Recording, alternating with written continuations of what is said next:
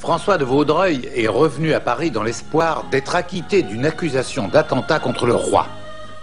L'épée de la liberté est venue à son secours en retrouvant un des complices qui a fini par tout avouer. François est enfin libre de rester en France. Majesté, vous avez tort de considérer cela à la légère. La situation est grave. Je vous propose de convoquer le duc d'Orléans afin qu'il nous rende compte. J'ai fait préparer une assignation contre lui.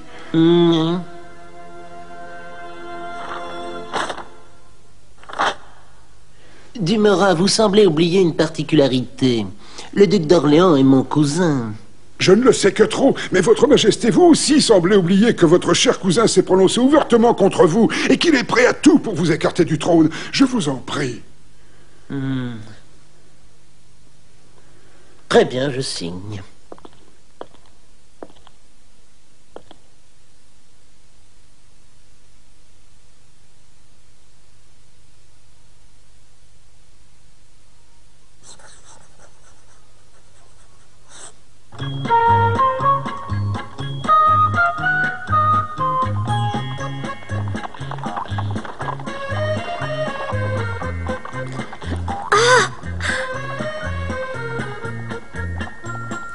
Les fleurs sont bien fraîches ce matin. Il faut qu'elles soient très jolies pour fêter en grande pompe la réhabilitation de François et le rétablissement de son titre. Oh!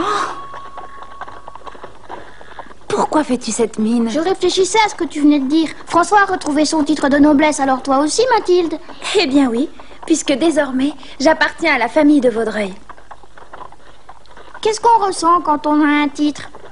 Moi, je ne ressens rien du tout. Ça doit quand même être bien agréable. Un noble peut manger ce qui lui plaît, s'habiller comme il l'entend, faire tout ce qu'il veut. Alors ne me dis pas que dans ces conditions, on ne se sent pas spécial. Oui, j'imagine que oui. Voilà, tu réponds déjà comme une fille de la noblesse.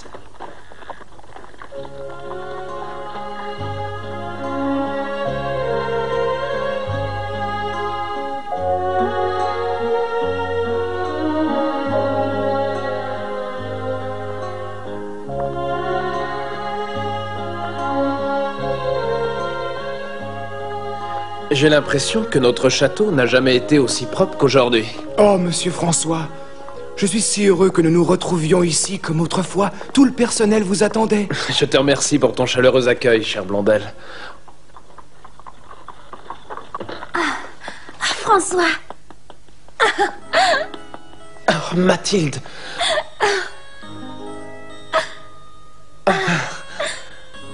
Je suis contente pour toi. Toutes mes félicitations. C'est bon, n'est-ce pas, de rentrer chez soi après l'exil? Oui, merci Mathilde. Je sais que pour toi aussi la vie a été difficile. J'espère que tu arriveras à me pardonner.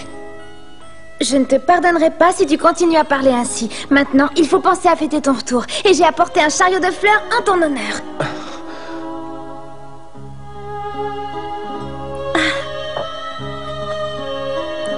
Est-ce qu'elles te plaisent?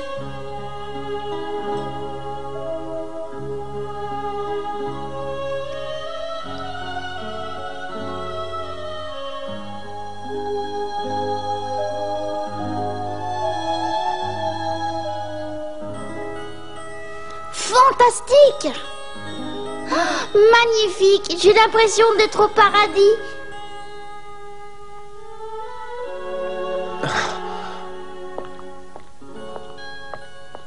Père, tout est rentré dans l'ordre. L'accusation contre moi a été retirée et le nom de notre famille réhabilité. Il ne manque qu'une chose.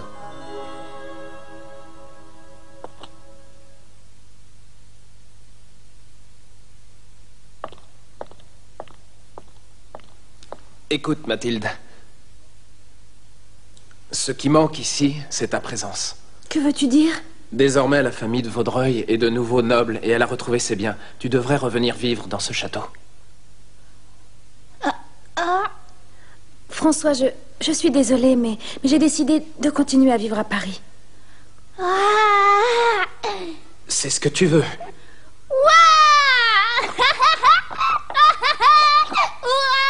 Je suis content. Ouais. Mathieu est fou de joie. Tu sais, Oui. il fut un temps où j'aspirais à vivre comme les nobles. Mais un jour, j'ai ouvert les yeux et j'ai compris que je ne serais jamais heureuse en vivant de cette façon. Je n'y peux rien, François. Je préfère ma boutique de fleurs. Je te comprends très bien. C'est ta maison depuis toujours. Tu es une de Vaudreuil et tu le resteras même si tu habites une modeste petite maison dans l'île de la Cité. Si un jour nous arrivons à découvrir l'identité de ta sœur, accorde-moi l'honneur de t'accompagner à Versailles. Et ensemble, nous ferons sa connaissance. Oui, d'accord.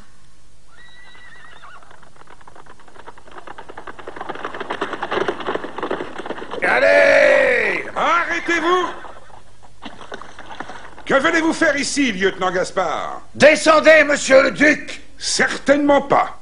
Je veux d'abord savoir qui m'envoie cette désagréable surprise. Je me méfie des serpents à sonnette. Monseigneur, j'ai une assignation à vous lire. Si vous ne vous présentez pas à Versailles demain, vous serez exilé et vérifié. C'est signé Louis XVI. Et si vous n'avez pas confiance en moi, venez lire vous-même, c'est bien signé par le roi. Il me traite comme un hors-la-loi.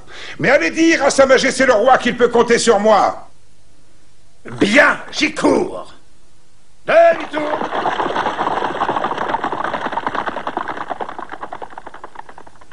Que peut bien me vouloir mon cousin Louis? J'ai l'impression que quelqu'un complote contre moi.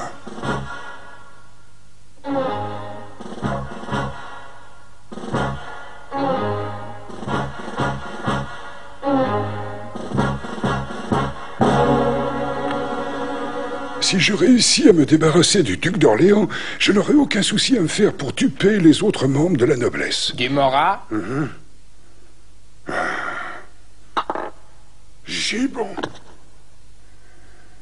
Comment allez-vous? Que faites-vous ici? Je vous avais interdit de revenir à Paris. Vous deviez attendre que je vous fasse signe.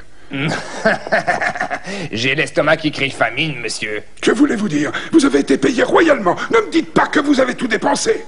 La vie est chère. Je n'ai pas envie de plaisanter. Vous allez quitter Paris tout de suite. Hein? Ne me parlez pas sur ce ton, vous allez me pousser à bout. Je suis très susceptible. Et vous sachez que vos tentatives d'intimidation ne m'impressionnent pas. Mais que dites-vous là? Je ne menace personne. À propos, avez-vous entendu la dernière?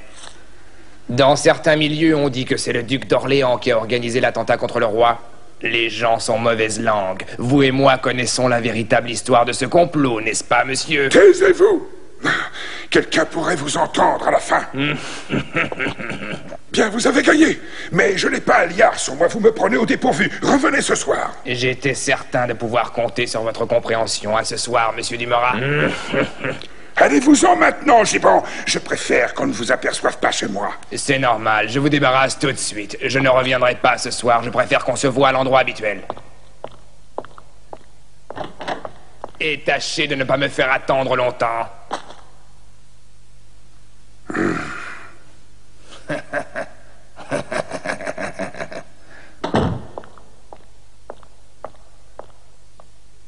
Figueras!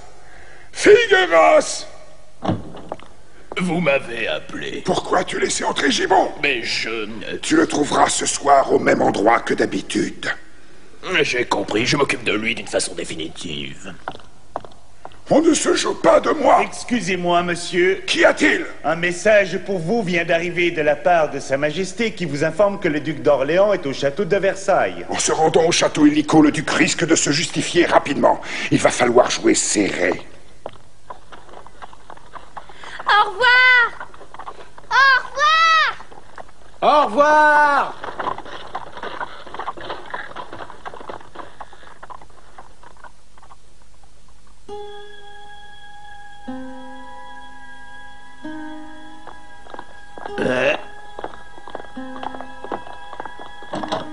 Qu'est-ce que ça cache? Pourquoi sont-ils 4?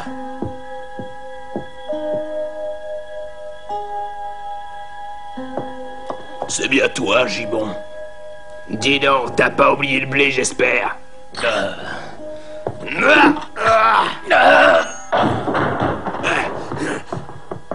Attrapez-le!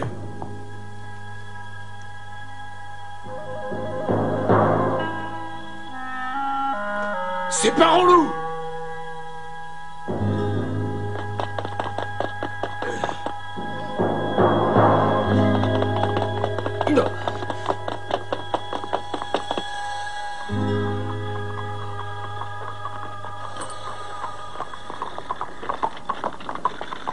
Avez-vous vu passer quelqu'un? Oui, il y a quelques instants, nous avons vu un homme courir dans cette direction. J'espère que tu ne mords pas.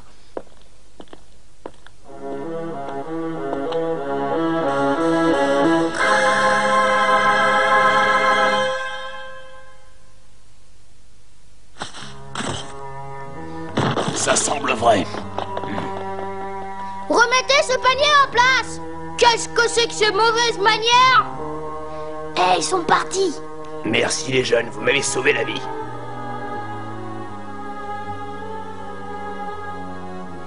Ah, il y avait longtemps que j'avais plus mangé un aussi bon potage. Je suis bien aise qu'il soit à votre goût, monsieur. Êtes-vous un voleur, dites? Quoi? Mais quelle drôle d'idée. Tu trouves peut-être que je ressemble à un voleur, hein? Oui, beaucoup. Je connais certains faits qui donneraient la chair de poule à tout Versailles. À la cour de Versailles? Ne pose pas de questions, je ne peux rien dire d'autre. Et ce n'est pas pour les enfants de ton âge. Cette crapule de Dumorat voudrait bien se débarrasser de moi, et tant que je n'aurai pas réussi à informer le duc au sujet du complot, je serai en danger de mort. Qu'est-ce qu'il y a? Excusez-moi, ai-je fait quelque chose de mal? Ah non, rien. Mon attention a été attirée quand j'ai entendu le nom du duc. Ouais. N'est-ce pas le duc d'Orléans qui a organisé l'attentat contre Sa Majesté le Roi? Dis donc, tu sais beaucoup de choses pour une petite fleuriste. Mais un bon conseil, ne te mêle pas des intrigues politiques. Cet homme en sait long sur l'attentat contre le roi. Monsieur le duc d'Orléans, vos arguments ne tiennent pas, et nous en avons la preuve. Nous savons que c'est vous qui avez monté ce complot pour attenter à la vie du roi. Vous ne pouvez pas le nier. Si vous vous obstinez à clamer votre innocence, nous ferons comparaître un témoin qui ne manquera pas de vous désigner comme unique coupable. Votre attitude me vexe profondément, monsieur Dumorat. Quant à vos basses insinuations, je les trouve révoltantes. Pourquoi aurais-je voulu oxyre mon cousin?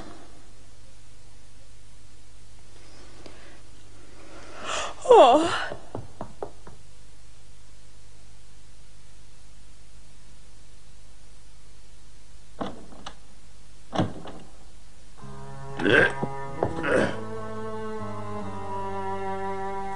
Je ne sais pas pourquoi, mais cette fille me laisse perplexe. Mathieu! Mathieu! Mathieu! Qu'est-ce qu'il y a? J'ai sommeil. Lève-toi, vite! Il faut que tu préviennes François. Je veux qu'il vienne me retrouver ici. Hein? Qu'est-ce qui se passe encore? Cet homme est impliqué dans l'affaire du complot contre le roi. Mais nous n'avons aucune preuve. François a souffert terriblement pendant des mois à cause de cette histoire. Il faut faire la lumière sur ces événements. Bon, pour François, qu'est-ce qu'on ne ferait pas?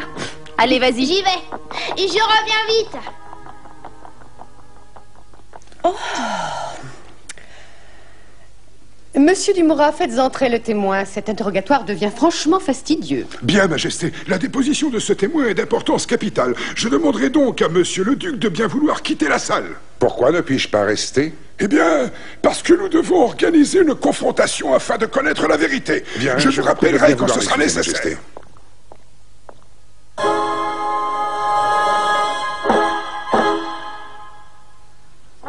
Notre homme s'est enfui. Oh!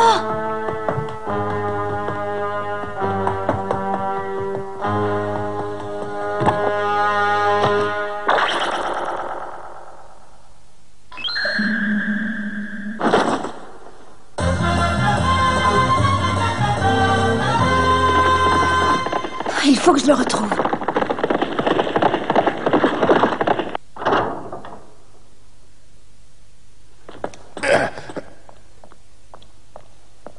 Je, sous-signé Bertrand Largeau, déclare par la présente avoir reçu l'ordre du duc d'Orléans d'assassiner Sa Majesté le roi Louis XVI au palais de Versailles.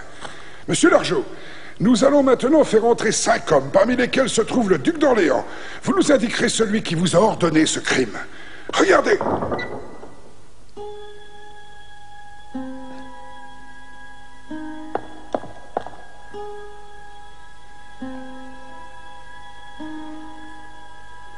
Reconnaissez-vous l'homme qui vous a demandé de tuer le roi?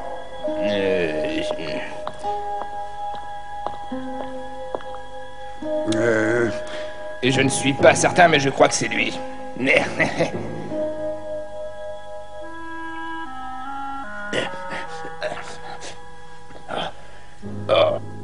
Je dois te dire de la part de mon patron qu'on ne se joue pas de lui. Ton avidité t'a condamné à mort. Tu ne peux pas me tuer comme ça. Et pourquoi pas? Qui m'en empêchera?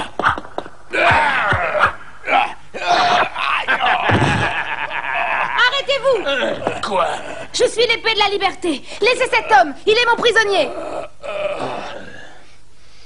Fiche le camp, épée de la liberté, tu nous ennuies. Jamais. Et que veux-tu faire de lui?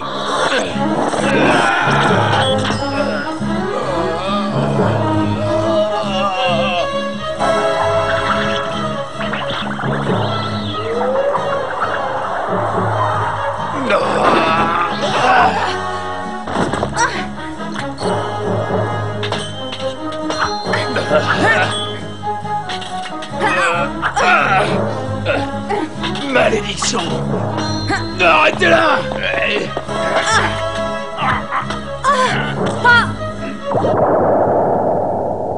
Tu es moins fier, hein, maintenant? Sale prétentieuse, à qui veux-tu donner des leçons? Tu peux faire ta prière, c'est fini pour toi! À mort!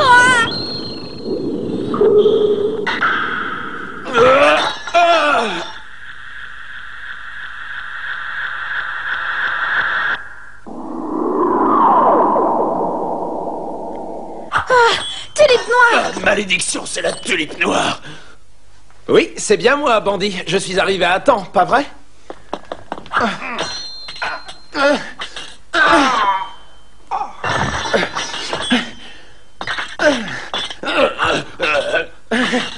Regarde derrière toi! Je veux savoir qui t'a donné l'ordre de tuer Gibbon.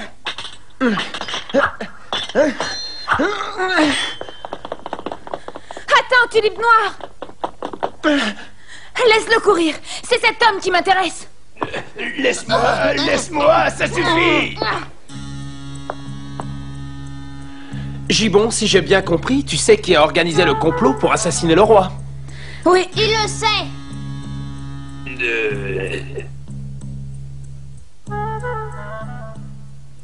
Je n'ai plus aucun doute, c'est bien cet homme-là. Qui est-ce qui t'a payé pour mentir? J'en suis certain maintenant. C'est bien cet homme. Ce serait donc vrai. Majesté, je sais que ce gentilhomme est votre cousin, mais je n'y peux rien. C'est lui qui m'a demandé de vous tuer.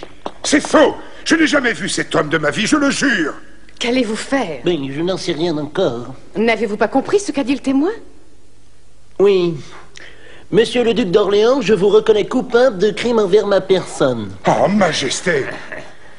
La sentence sera prononcée par Monsieur Dumorin et le ministre de la Justice. C'est une erreur judiciaire, Majesté!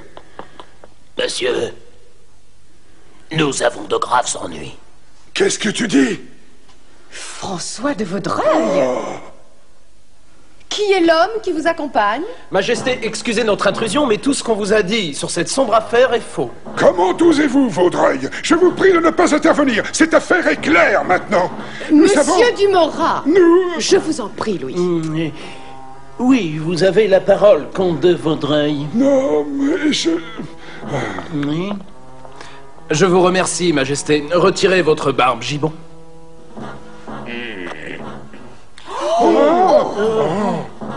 Mais cet homme est le sosie du duc d'Orléans. Qui est cet homme? Et voilà. Je vous présente Gibbon, le faux duc d'Orléans, celui que votre témoin a vu au Palais Royal. Cette mise en scène faisait partie du complot. Quelqu'un veut éliminer le duc d'Orléans. Gibbon, nous voulons savoir qui t'a donné l'ordre d'oxyre Sa Majesté. Et dis-nous si cette personne est ici. Je répondrai avec grand plaisir à toutes vos questions. Je n'ai plus de raison de me taire. Parce qu'il s'agit du même homme qui a essayé de me faire tuer par un de ses sbires. C'est lui.